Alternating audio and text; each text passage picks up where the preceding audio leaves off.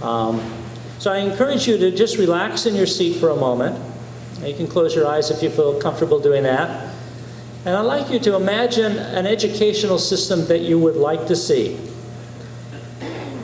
And the first thing that you might notice is that every child wants to go to school, is eager to go to school. Not just on the first day of kindergarten or on the first day of first grade, but every day, every year. What would it be like to be in a community in which children wanted to and loved going to school because it was so exciting and supporting and nurturing? What would that feel like?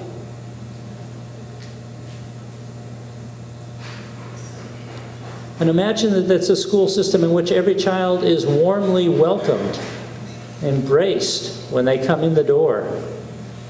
They're not only glad to be there, but there's staff and teachers and welcoming them and glad to see them there. And when they got to the school, they would see teachers, teaching staff that was diverse and reflected them, reflected the diversity of the students. And when they went through the day in the curriculum would reflect the contributions of all the people of this country and all of the communities. It would be rich, it would be honest about our history, it would be multicultural, and all young people would see themselves in that history. And imagine it's a school system in which every child is completely safe all day, not only in the classroom, but in the halls and on the playground and going to and from school. And so every child could relax and be there fully knowing that they were safe. And imagine that those classrooms were cooperative classrooms, and rather than being taught that students had to compete against each other, that they learned how to cooperate and build community together as they moved through the grades in the school. And imagine that they did all move through the school and the grades, that no child was left behind, that it was expected and anticipated that every child would move forward, would learn, would grow, and be part of a community doing that together. And imagine that all of the activities of the school were integrated.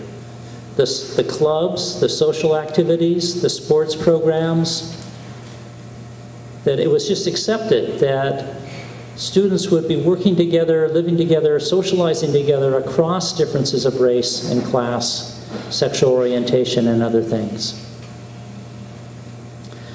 And finally, imagine that every child knew and was expected to finish high school, to go to college, and to pursue a lifelong course of learning and growth. That was the norm. That was what students expected, that's what parents expected, and that's what happened in the schools. We have to be doing this work based upon our vision of what we want to see. We can fight a million little battles every day, every week. We can fight school by school, but we have to be inviting people in to a bigger vision of what this is all about. And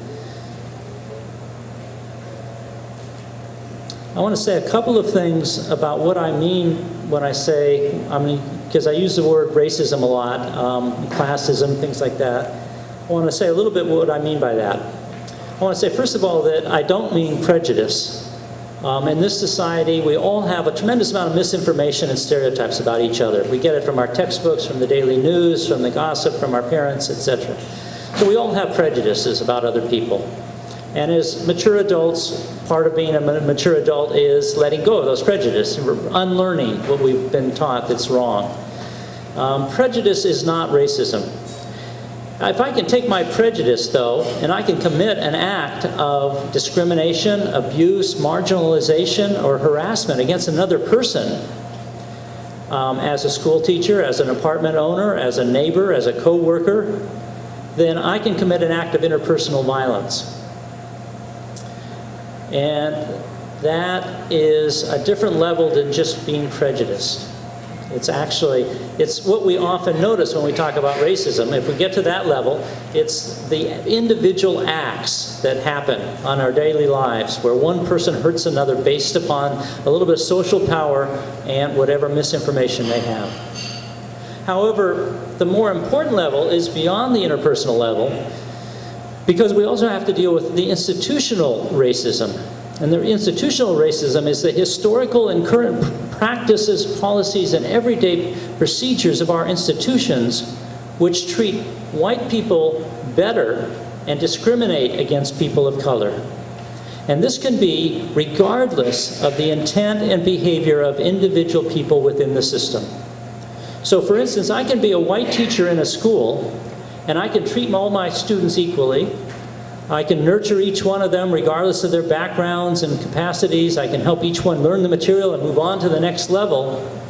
But if I'm teaching in a school in which students of color are systematically tracked into lower tracks than white students, or systematically disciplined more harshly than students of color, or in which the curriculum does not reflect the contributions of people of color, then regardless of my personal behavior, regardless of my intentions, I'm teaching in an institution that is reproducing racism. So we have to, again, that question of who do we stand with, we have to get beyond that this is a personal issue about our practice. In many ways it is, but it's much bigger than that. And we have to look at the institutional issues. We can't just focus on that interpersonal level. So that's really what I think we need to be talking about today, is the institutional practices that keep tolerating, colluding, and reinforcing that interpersonal level of racism and classism. So how does it start? Well, I want to talk about a couple of books that I think are really important, and I refer you to them, but I want to say a little bit about them. The first book is called The First R by Deborah Van Osdale and Joe Fagan. What Van Osdale did was she sat around in a preschool, 3, 4, and 5-year-olds, for a year every day. This was a multiracial, international preschool. Kids from not only different racial and class backgrounds in the United States, but also students from overseas. And she listened to their conversations.